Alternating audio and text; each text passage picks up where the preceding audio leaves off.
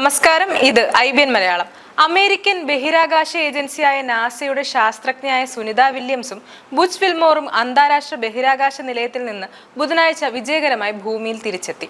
9 മാസം ബഹിരാകാശ നിലയത്തിൽ കഴിഞ്ഞ ശേഷമാണ് ഇരുവരുടെയും മടങ്ങിവരവ്. ഇന്ത്യൻ വംശജയായ സുനിത വില്യംസ് എല്ലാ കാലവും ഇന്ത്യയുമായുള്ള ബന്ധം നിലനിർത്താൻ ശ്രമിച്ചിട്ടുണ്ട്. അത് ഇന്ത്യൻ ഭക്ഷണങ്ങളുടെയും ആത്മീയ കാര്യങ്ങളുടെയും ആയിരുന്നു. സുനിത തന്നെ പലതവണ പറഞ്ഞിട്ടുണ്ടായിരുന്നു തനിക്ക് ഏറ്റവും ഇഷ്ടപ്പെട്ട ഭക്ഷണം ഇന്ത്യൻ സമൂസയാണെന്നും.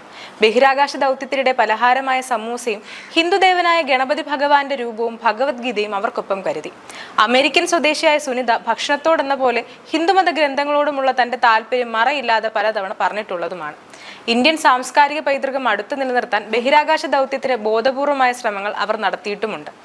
ഭക്ഷണത്തോടുള്ള താല്പര്യത്തെക്കാൾ പൈതൃകത്തോടുള്ള താല്പര്യം നിലനിർത്തുന്നതിനായി അതിനുള്ള മാർഗമായിരുന്നു അത്. സുനിതയുടെ ജീവിതത്തിൽ ആത്മീയത ആഴത്തിൽ നിഴലൂന്നിയിരുന്നു. തന്റെ ജീവിതത്തിൽ വിശ്വാസം പ്രധാന പങ്ക് വഹിച്ചിട്ടുണ്ടെന്ന് തുറന്നു പറഞ്ഞിട്ടുമുണ്ട്.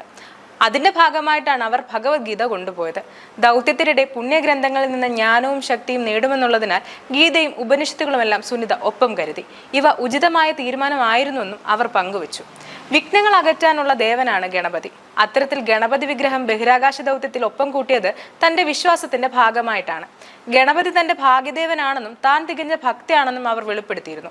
ഗണപതി ഭഗവാൻ വീഴ്ചകളിൽ തനിക്കൊപ്പം ഉണ്ടാകുമെന്നും വഴി നടത്തുന്നുവെന്നും 2016 NDTVക്ക് സുനിത നൽകിയ ഒരു അഭിമുഖത്തിൽ പറയുന്നു. വെറും മിത്തായ ഗണപതി എന്നൊക്കെ പലരും പറയുമ്പോഴാണ് ലോകത്തിലെ തന്നെ ഏറ്റവും വലിയ ശാസ്ത്ര വനിത ഇങ്ങനെ ഗണപതിയെയും ആചാരത്തെയും മതഗ്രന്ഥങ്ങളെയും പരിപാലിക്കുന്നതും ബഹിരാകാശ ദൗത്യത്തിന് പോലും ഒപ്പം കൂട്ടുന്നതും. ഇനി ആരെങ്കിലും സുനിത വില്യംസിന് സയന്റിഫിക് ടെമ്പർ ഇല്ലെന്ന് പറഞ്ഞ് അവരെ സംഖ്യയാക്കുമോ എന്ന് നോക്കിക്കാണണം. News desk IBN Malayalam.